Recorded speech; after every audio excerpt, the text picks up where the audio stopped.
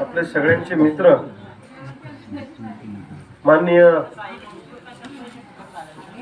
शिवदास पाटील रेंडे, जरा बोलू नका आपसा मावशी, जरा बोलू नका 10 मिनिटं नाही करू द्या. आपले सगळ्यांचे मित्र शिवदास पाटील रेंडे यांच्या जन्मदिवसाच्या निमित्तानं आपण सगळे या ठिकाणी एकत्रित जमलो आहोत. ज्यांनी मनोगत व्यक्त केलं ते शिवदास पाटील या ठिकाणी उपस्थित असलेले आमचे बंधू मोठे बाजार समितीचे माजी सभापती सुरेशभाऊ तुपकर, आमचे दाजी माजी सभापती गजाननरावजी बंगाळे, भुजंगरावजी गारोळे,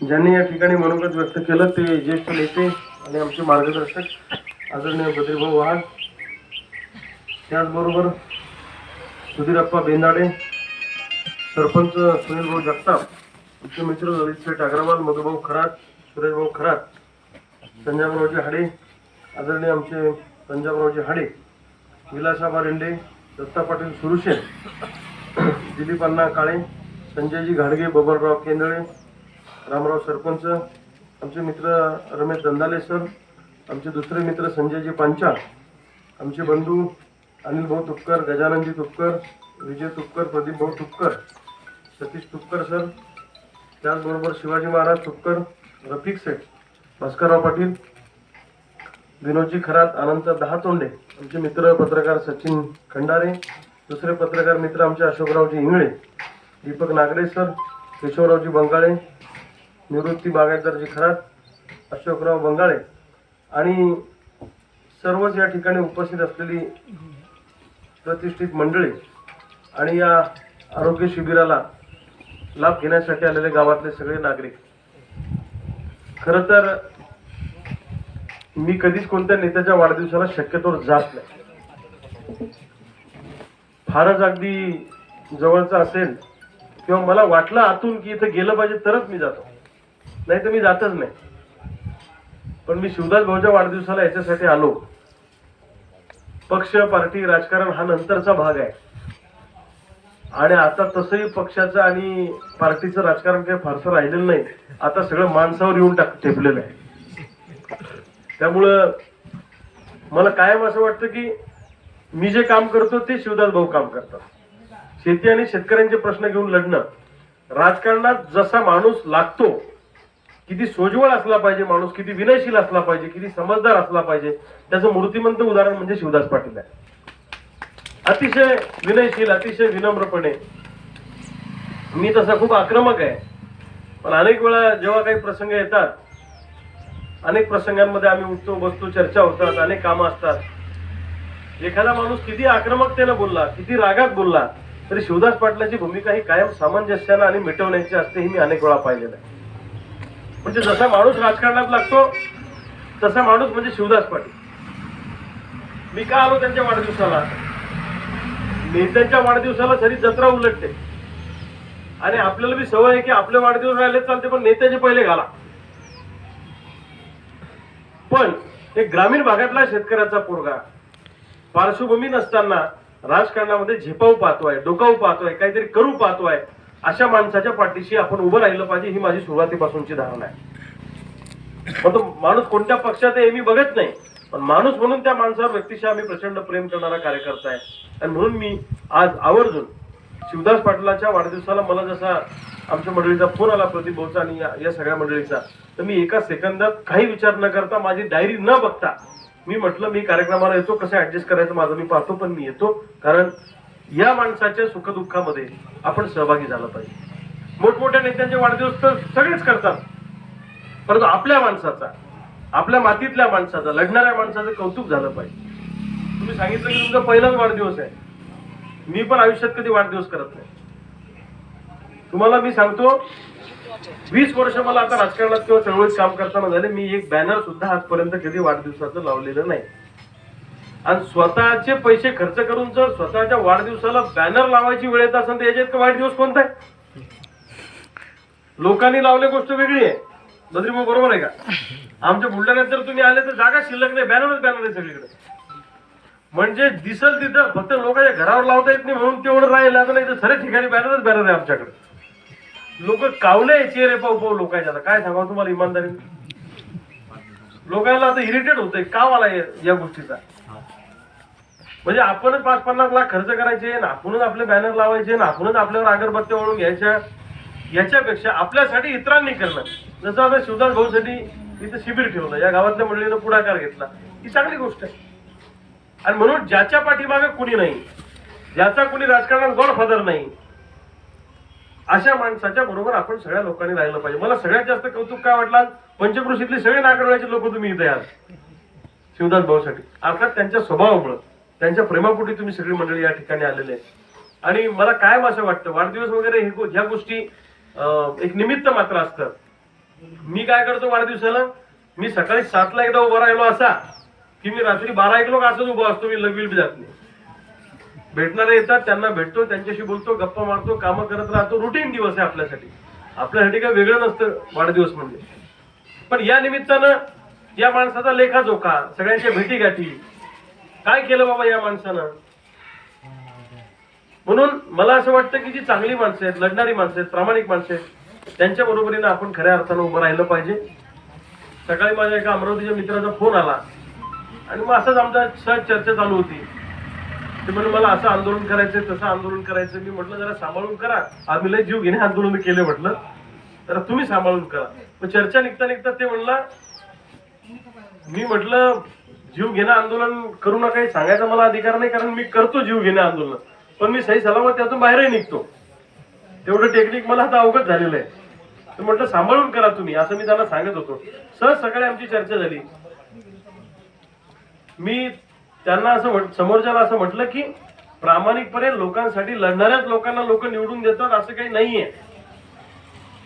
शरद जोशींचं डिपॉझिट घालवलं लोक आहे ना, बाबासाहेब आंबेडकरांना पाडलं, मग एखादा माणूस निवडून येतो म्हणूनच तो मोठा असतो असं पण अजिबात नाहीये. बाबासाहेब पडले, पण बाबासाहेबांच्या विरोधात कोण निवडून आलं तुम्हाला नाव माहिती आहे का? माहिती आहे कोणाला?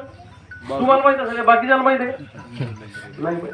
शरद जोशी पडले पण विरोधात निवडून कोण आला माहित नाही लोकांना. जी माणसं समाजासाठी अहयात लढत असतात, समर्पण करतात, लोकांसाठी लढतात, त्या लोकांचा इतिहास होत असतो, त्यांचा इतिहास लिहिला जातो. आणि म्हणून स्वतःसाठी सगळेच जगतात. आणि असं आहे की एखादं नेतृत्व जेव्हा घडत असतं की नाही, ते सहजासहजी उभं राहत नाही. रविकांत तुपकरला स्वीकारायला मला आता स्वीकारलंय तुम्ही, अजून 100% स्वीकारलं की मला माहित नाही. पण आता तुम्ही मला म्हणायला लागले की नाही गडा हेवी नेता आहे बुवा. इतके दिवस तर तुम्ही जवळच येत नव्हते ना आमच्या, आम्ही लाईन मारू मारू परेशान तुमच्यावर, पण तुम्ही प्रतिसादच देत नव्हते. थकलो राजावर प्रपोज मारू मारू तुम्हाला काय सांगावं. पण हा ठीक आहे, उशिरा का व्हायला तुमच्या ध्यानात आलं की नाही हे कामाचं आहे, हे पैसे मिळून देते आपल्याला पीक विम्याचे, हे नुकसानीचे पैसे देते. एवढं म्हणलं सेठ तुम्ही तर का आमची छाती भुकती माहिती काय करा करू, एवढं मी म्हणलं. आम्हाला कोणी विचारलं नाही सर, तुम्ही सगळी मंडळी सोबत आहे म्हणून आमचा वेळ आहे. तुम्हाला मी खरं सांगू का, आता 20 वर्षानंतर तुमच्या ध्यानात आलं की नाही बाबा हा नेता आहे. 20 वर्ष पापड बेलले ना आम्ही. बायकोची पहिली डिलिव्हरी झाली मी हजर नाही, बायकोची दुसरी डिलिव्हरी झाली मी हजर नाही. म्हणजे मग पुरांना विचारलं होतं वाढदिवसाला गिफ्ट काय देऊ, ते म्हणते गिफ्ट काही देऊ नका, फक्त घरी थांबा, संध्याकाळी लवकर येता. म्हणजे आम्ही ना लेकरा बाळाचा विचार केला ना, आम्ही कधी संसाराचा विचार केला, जी माझी करते ती शिवदास भाऊची करते, आम्ही ना कधी परिवाराचा विचार केला. मग आमच्या सारख्याला असंच बा नाही हे येडे बा, याला काही जमलं नाही, असेच करत राहायचे असं म्हणून तुम्हाला करायचं आहे का? तुम्ही जर का लढणाऱ्या लोकांच्या पाठीशी नाही राहिलं ना, तर तुम्हाला सांगतो नवीन माणूस तयार होणार नाही लढणार. आणि तुम्हाला 100% सांगतो. काही वर्षापूर्वी मी विचार केला की म्हणलं बुलढाणा जिल्ह्याचं नाम सोडून जायचं, तिकडे जायचं पश्चिम महाराष्ट्रात. ते लोक माहिती जीव लावतात मग इमानदारीनं. भद्रपूरचे लोक मला कपडे घेऊन देतात, अंडरपॅन्ट मध्ये घेऊन देतात, मला राहायची सोय करतात, गाडी देतात, राहायला घर देतात, पुरी सोय घेतात. माहिती मी वाटते तुमची. हा, मी तोंडातून शब्द काढाव ते झेलते, त्याला माहित आहे पटावर बैल कसा असतोय. ऊसाच्या आंदोलनात एकदा का महिना 2 महिने हा पळाला की आपला मेळ बसतोय, त्याला माहित आहे. पटावाच्या बैलाची वर्षभर तुम्ही सोय करता की नाही? पण त्याला एकदाच पळवता किंवा दोनदा पळवता वर्षातून 2-3 वेळा, बरोबर आहे की नाही? तर ते लोक माहिती पुरी सोय घेतात. त्या याला पुरं गणित येईल की याला 2 महिने जर काही इकडे हिंडवलं ते ऊसाला बी भाव भेटून देते आणि दुधाला बी भाव भेटून देते. ओके होते सिस्टीम. पण तुमच्या ते ध्यानातच येत नाही. कारण आम्ही तुमच्यासाठी फुकट मारायला तयार आहे, तुम्ही जवळ येत नाही आमचं. तुम्ही दुर्गुण म्हणता ते खरं आहे, पण त्याच्यावर पैसे नाही ना. माणूस चांगला आहे सगळं आहे, पण मग तो लढल कसा? अरे सुखदेव नंदाजी काय खासदार केलं राजा हो तुम्ही या जिल्ह्यानं, आज काय करू राहिले तुम्ही? बंद करा बाप लेखांचे चाळे, निवडून आणा सुखदेव नंदाजी काळे. जमला भजन, बरोबर आहे भाऊ? तिकडे अमरावतीला सुदाम काका देशमुखला खासदार केलं, 1-1 रुपया गोळा करून. राजू शेट्टींना 2दा खासदार केलं लोकांनी, आमदार केलं. पण आपल्या डोक्यात कसं पॉझिटिव्ह पेक्षा निगेटिव्ह गोष्टी जास्त आहेत. तुम्ही मला करा असं मी म्हणत नाही, लग्न म्हणलं तुम्ही केलं असं बी नाही, इतके सोपे तुम्ही बी नाही. पण मला एवढंच सांगायचंय की आज मी शेतकऱ्यांच्या प्रश्नावर काम करतो. शिवदास भाऊ काँग्रेसमध्ये असतील किंवा राष्ट्रवादीत काही मंडळी असतील, इतर पक्षात असतील, ठीक आहे, पक्ष पार्टी हा नंतरचा भाग आहे. पण नेत्याला पक्ष पार्टी गवरच्या आता रोज सकाळी पेपरात पाहावं लागतंय कोणाची युती कोणासंग झाली का, तुटली का, हुकली, रातभरात काही खेळ पांगला का, बरोबर आहे की नाही? कधी काय धक्का बसेल महाराष्ट्राच्या राजकारणात सांगता येत नाही. त्याच्यामुळे जर नेत्यालाच नाही पाळायचं तर तुम्हाला काय बंद झालंय? आणि मायच्या तुम्हाला एक सांगा, नेत्यासाठी गावागावात मारामाऱ्या करू नका. इमानदारीनं तुम्हाला मायची शपथ घेऊन सांगतो मी, लगेच लोकी फोडाफोडी करू नका. काही नसतंय ते. कोणतेही पक्षाचे नेते असो, गावातले संबंध खराब करू नका, गावात मारामारा करू नका, भांडण वाद करू नका. राजकारण झालं, पेटी बंद झाली, मतदान संपलं, विषय संपला, संध्याकाळी एकत्र जेवण करा, जय जय महाराष्ट्र. काही फायदा नाही या गोष्टीमध्ये. कारण मला बी पहिले वाटायचं, मी बी कट्टर होतो पहिले, मला जर दुसऱ्या पक्षात भेटला तर लगे म्हणजे आमचे भांडणच होते समजा. पण मी लाल दिव्यात गेलो तिथं आप्पा मुंबईला, माहिती पाहिलं हे सर एका ताटात खाला करून घाती काही घरा घेणे नाही. एकाचे फुटाने, दुसऱ्याची बियर, तिसऱ्याची तंगडी. आणि ते म्हणते मी तुझ्यावर कशी टीका केली, मग तुला कसं उत्तर दिलं, उद्या मी तुझ्यावर असं बोलतो, तू परवा तसं बोलतो. मी सरा खेळ पाहिला अशोक भाऊ, मी पुरा खेळ पाहिला. मी म्हणलं हे काही खरं नाही. लोकांना आपल्या पोराला गावागावात जाऊन सांगा डोके फोडाफोडी करू नका, मारामाऱ्या करू नका. तेवढ्या पुरतं तेवढं काय करायचं ते करा. त्यामुळं पक्षीय पातळीवर, राजकारणाच्या पातळीवर माणसं जपायला आपण शिकलं पाहिजे. आत्ताचा काळ हा माणसं जपण्याचा काळ आहे. मायच्यानं सांगतो कोणी नाही. आता सोयाबीन कापसाच्या प्रश्नावर मी सोडलं तर इमानदारी सांगा कोण बोलतोय तुमच्या? राजू शेट्टी ऊस, सोयाबीन कापसावर कोणीच बोलत नाही. कोणीतरी बोललं पाहिजे. नवीन लोक तयार झाले पाहिजे लढायला, म्हणून त्यांच्या पाठीशी तुम्ही उभं राहिलं पाहिजे असं माझं मत आहे. शिवदास भाऊ सारख्याच्या पाठीशी तुम्ही नाही उभं राहिले समजा, ती काय मग काम करतात पुन्हा. बाहेर आम्हाला सावडा मोतीला बंधू आणि भगिनींनो तेवढा कार्यक्रम ठेवता काय शिल्लक आमच्याकडे? लढणाऱ्या लोकांच्या पाठीशी राहील. आमच्या सारख्याचे हाल जर समजा नवीन पिढीने पाहिलं काय कोण राजकारणात येत आहे, कशाला चळवळीत कोण येत आहे. म्हणून मला असं वाटतं की माझ्यासारख्या कार्यकर्त्याला काय गोष्टीची उभारी मिळाली. मी रात्री माझं जुनं भाषण मला सहज फेसबुकला आलं, तर मी आणि माझी बायको रात्री 2 वाजता ऐकत होतो. मी ज्या गाडीत आलो, ही गाडी मला बुलढाण्यातल्या लोकांनी दिली, इनोवा गाडी. मागच्या वर्षी जून महिन्यामध्ये, मला वाटतं 12 जून होते. तुम्ही होते ना मंडळी? माझ्याकडे गाडीच नव्हती. तुम्हाला विश्वास बसणार नाही. तुम्ही म्हणता तुला काही घाबरून आला. मी फक्त कपडे चांगले घालतो, त्याच्यावर मी लोकांना ऑब्जेक्शन आहे की मग तू शेतकऱ्याला नेता आहे, मग तू कपडे काऊन चांगले घालतो, मग मरता आता हिंडता. पण लोकांना पचत बी नाही हो. त्या दिवशी तुम्ही होते का त्या साखर खेड्याच्या कार्यक्रमात? साहेबांना आम्ही होतो. राहुल भाऊ यायची नाही ते. राहुल भाऊ माझ्या कपड्याला छान घेतलं म्हणून शर्ट. मी म्हणलं आता नजर लागली तुमची त्याला, आता केलं ते एकच म्हणलं पांढरं माझ्याजवळ. आता तुमचं बी असं आहे की आमच्या सारख्याने चांगले कपडे घातले, तुम्ही म्हणता चांगले कपडे घातले, नेत्याने चांगले घातले, तुम्ही काय म्हणता? पण शेतकऱ्याच्या पोरांनी स्टारचे कपडे घातले पाहिजे, आम्ही बी विमानात हिंडलो पाहिजे, आम्ही महाबळेश्वरला गेलो पाहिजे, आम्ही तिकडं अमेरिकेत गेलो पाहिजे, आम्हाला बी वाटतंय ना. शेतकऱ्यांच्या पोरांनी फाटक्या कपड्यात राहावं, शेतकऱ्याच्या पोरांनी चांगले कपडे घालू नये, त्यांनी मळके कपडे घाला, असे ग्रंथात लिहिले का कोणत्या? पण आपलं बी असं की नाही तर मग मळकेत घाला बा, मग तो शेतकऱ्यात नेताय बा. अरे मॉडर्न राहिले पाहिजे शेतकऱ्याचे पोरं बी, आता डिजिटल झालं ना जमाना जरा. माझ्यावर अनेक आमचे राजकीय विरोधक मंडळी, माझ्यावर खूप प्रेम आहे लोकांचं आपल्या जिल्ह्यातले काही काही. आपण खूप प्रेम करतात माझ्यावर लोक. बुलढाण्यावाली मंडळी असेल किंवा इकडचे असेल, लय प्रेम करतात. किंवा रविकांत दुप्पर स्टारचे कपडे घालतो. मग घालतो तर काय फरक पडतो? मी घालतो, मी सांगतो, मी अभिमानाने घालतो ना. फरक काय पडतो? पण गरीबाच्या लेकरांना काही केलं की लोकांना चालत नाही, श्रीमंताच्या लेकरांना काही केलं तर तुम्हाला बी चालतंय, त्याने बी चालतंय. म्हणून एखाद्या माणसाचं कौतुक करणं हे पण आपल्याला जमलं पाहिजे. आणि एक सांगतो मी तुम्हाला, मोठं मन ठेवायला आपण शिकलं पाहिजे. काय फरक पडतो? मी तुम्हाला सांगितलं 2 गोष्टी माझ्या आयुष्यातल्या आहेत, त्या गोष्टींनी माझी जबाबदारी वाढवली. या 2 गोष्टी माझ्या आयुष्यात आल्यानंतर मी ठरवलं की आयुष्यात काही नाही झालं तरी चालेल, पण मी शेतकऱ्याची साथ सोडणार नाही. 2 घटना माझ्या बाबतीत अशा झाल्या, ज्या 2 घटनांनी माझ्या मनावर कोरल्या गेली ती गोष्ट. एक, मला लोकांनी मागच्या वर्षी वर्गणी करून इनोवा गाडी गिफ्ट केली. अशी नाही की बा मॅच घेतली तुमच्या नावाने खपवली, अशी नाही, खरी दिली.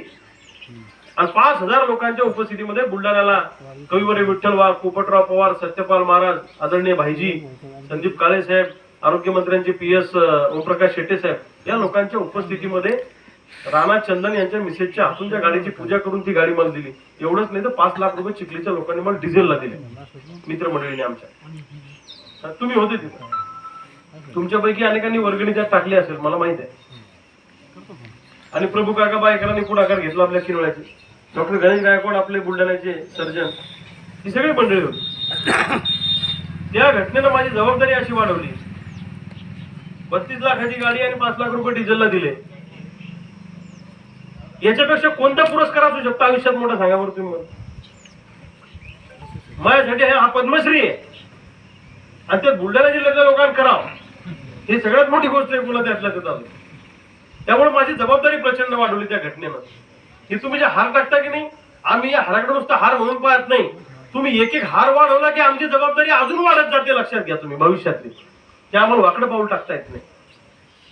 एक, लोकांनी वर्गणीतून गाडी दिली. आणि दुसरी, कोथळीचे विठ्ठल पाटील म्हणून पोलीस पाटील आहेत, कोथळी गाव आहे मोठं.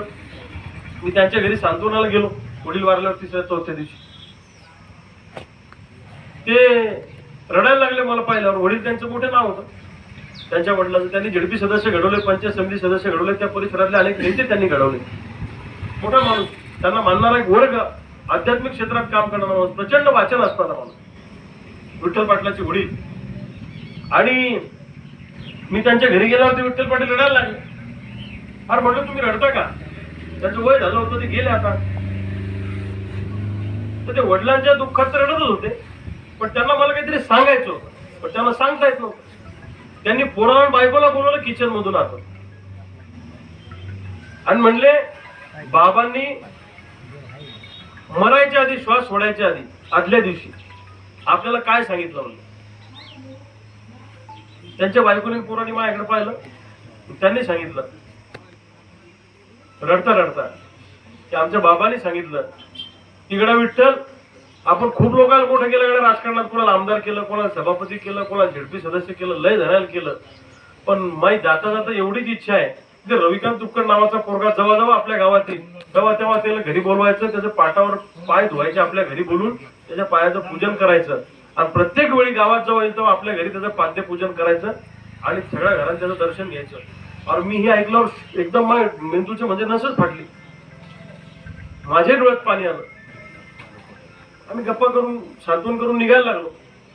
त्यांनी सांगितलं की तुम्ही जाऊ नका, 13 होईपर्यंत आम्हाला कुंकू लावायला चालत नाही.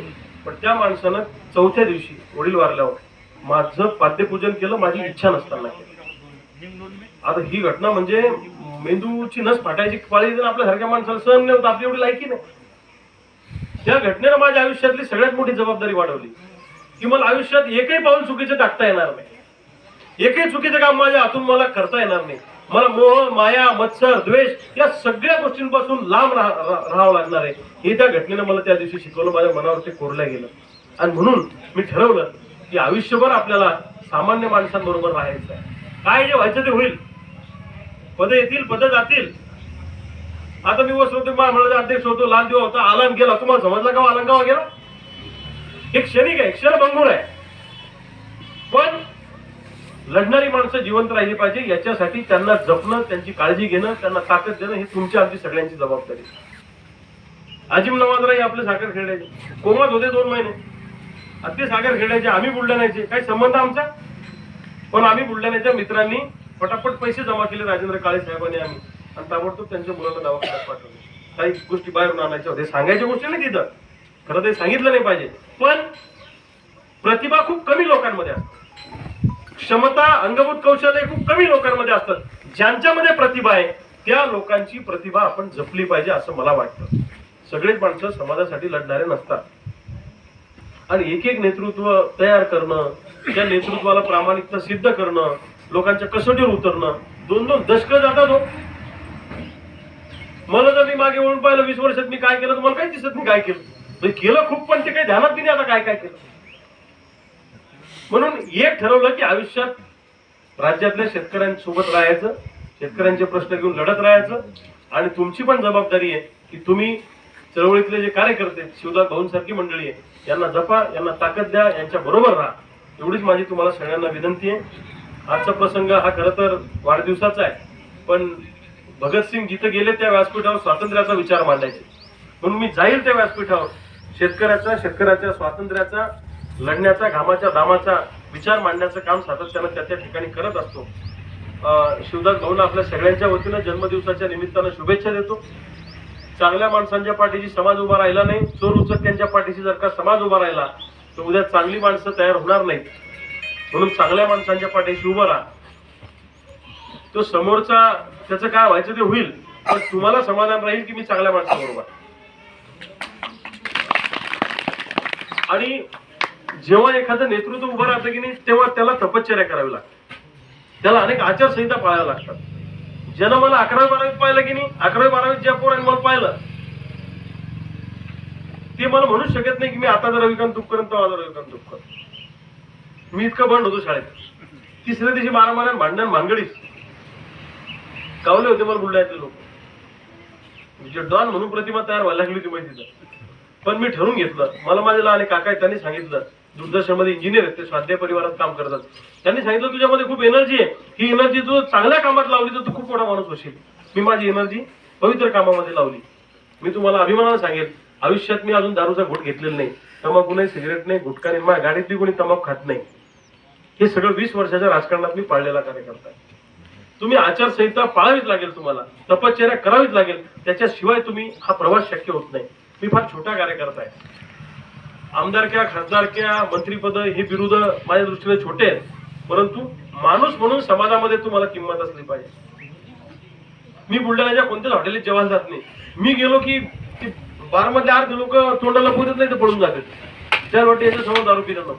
म्हणजे आपल्या कमी वयामध्ये जर आपला सन्मान अशा पद्धतीने लोक ठेवत असतील, मला असं वाटतं वय मॅटर करत नाही, तुमची संपत्ती मॅटर करत नाही, तुमच्या घरी काय काय मॅटर करत नाही. फक्त तुमचं समाजामध्ये जगणं, तुमचं कर्तृत्व, तुम्ही वागता बोलता कसे लोकांची, या गोष्टी खूप मॅटर करतात. आणि मला अभिमान आहे की मी, आमचा मूळ गाव गुंज आहे, गुंजवाल्यांचं सुद्धा खूप प्रेम मिळतं मला. शिंदेवासियांनी सुद्धा मागे मोठा कार्यक्रम घेतला, सगळ्या गावकऱ्यांनी मिळून चांगलं नियोजन केलं. आमच्या गुंजवासियांनी पण केलं. आमच्या गुंजवाल्यांना पण मी मागे सगळ्या मंडळीला सांगितलं की राजकारणासाठी गावात भांडणं नको, आणि सगळ्यांनी आमच्या शब्दाला मान देऊन सगळी आमची तुपकर मंडळी एका ठिकाणी बसली आणि सगळ्यांचे वाद त्यांनी त्या ठिकाणी संपवले. राजकारणाच्या ठिकाणी राजकारण, पण गावाच्या पातळीवर राजकारण नको. काल मला तुमचे ठाणेदार भेटले होते रात्री उशिरा एसपी ऑफिसला. ते म्हणले, कहो तुम्ही त्या गुणसाठी कधीच फोन नाही केला म्हणले मला. म्हटलं मी या भानगडीत फोनच करत नाही की याची जिरवा त्याची जिरवा. माझ्या डोक्यात एकच असतं की आपसात प्रकरण मिटलं पाहिजे, एनर्जी खर्च होता कामा नये आपल्या लोकांची, आणि यात शक्ती जाऊ नये. तर अशा पद्धतीनं गावं हळूहळू सुधारली पाहिजे, राजकारणाच्या आहारी न जाता गावं बिघडली नाही पाहिजे, एवढंच मला या निमित्तानं वाटतं. मी थोडं विषय सोडून जरी बोललो असलो तरी या माझ्या ज्या काही भावना आहेत त्या व्यक्त करण्याचा प्रयत्न मी या ठिकाणी केला. शिवदास भाऊंना मनापासून या ठिकाणी शुभेच्छा देतो. तुमचा सगळ्यांचा स्नेह शिवदास भाऊंप्रती, माझ्याप्रती किंवा आमच्या सगळ्या मंडळीप्रती, नेत्यांप्रती जसा आहे तसाच भविष्यातही आपण कायम ठेवू. प्रेम एकतर्फी होत नसतं. तुम्ही आमच्यावर प्रेम करायचं आणि आम्ही तुमच्यावर करायचं नाही असं होत नाही. प्रेम ही दोन्ही बाजूने होणारी प्रक्रिया आहे की आपलं सगळ्यांचं प्रेम अशाच पद्धतीने वृद्धिंगत होत राहो आणि पुढचा वाढदिवस जरा अजून ताकदीने सुधार भाऊ आपला झाला पाहिजे, बरोबर का नाही? हो का नाही? याच्यावर पुन्हा शंकाच का? करावा सगळं तर बरं आहे पण इथंच मार खाते का? काही कुठं मार खात नाही. आता भुरटे भारटे चोट्टे चाट्टे लोक सभागृहात गेले राजा हो, त्यांची लायकी रीती गेले ना. काय सांगा तुम्हाला, बुलढाणा जिल्ह्यातले असे काही लोक आहेत की चोऱ्या चपाट्या करून सभागृहात गेले. काय सांगू तुम्हाला? पण त्या जर लोकांना स्वीकारलं तर आम्ही दोघं तर बरे आहे ना, ती त्याला बी बरे राखा ना चांगले कपडे तर टाईटच नाही आमचे, बाकी तर काय असो. आता ही सवय लागली मला माझ्या आजोबाकडून. मला लोक विचारते ते असं कसं काय. माझे आजोबा आईचे वडील हेडमास्टर होते दैत बुद्रुकला, आदेश राऊत गुरुजी. आणि मी 3 वर्षाचा असताना मला आई वडिलांनी त्यांच्या घरी सोडलं होतं. किंवा इकडे काय ढोरवळा लागतील किंवा वावरात काम करायला लागेल तर त्यांच्या हाताखाली पुरं शिकतील. म्हणजे आजोबाची शिस्त आहे आमची. मग लहानपणी ती शिस्त लागली ती मला कायम राहिली. कपडे प्रेस करून घालायचे, कपडे नेटके घालायचे, स्वच्छता ठेवायची, नेटकं राहायचं, हे सगळं आजोबाकडून आलेलं आहे. त्यामुळे ज्या लहानपणी सवय लागल्या त्या पुढे गेल्या तर मागे दोष आहे का? आणि कोणताही माणूस समजा नेटका राहत असेल, चांगला राहत असेल तर वाईट काय आहे त्याच्यात? त्याच्यामुळं पहा तुम्ही आता पुढे कसं कसं करायचं. पण यायचा पुढचा वाढदिवस दणक्यात झाला पाहिजे एवढी तुम्हाला विनंती करतो आणि थांबतो. शिवदास भाऊंच्यासाठी 4 ओळी. स्नेह और प्यार के मोती लुटा के चलते, स्नेह और प्यार के मोती लुटा के चलते, सभी को अपने गले से लगा के चलते हैं. कोई कैसे करे इनके कद का अंदाजा, ये आसमाए फिर भी सर झुका के चलते हैं, ये आसमाए फिर भी सर झुका के चलते हैं. शिवदास भाऊंना आपल्या सगळ्यांच्या वतीनं मनापासून शुभेच्छा देतो. आणि आजच्या दिवशी असा आग्रह करू नका.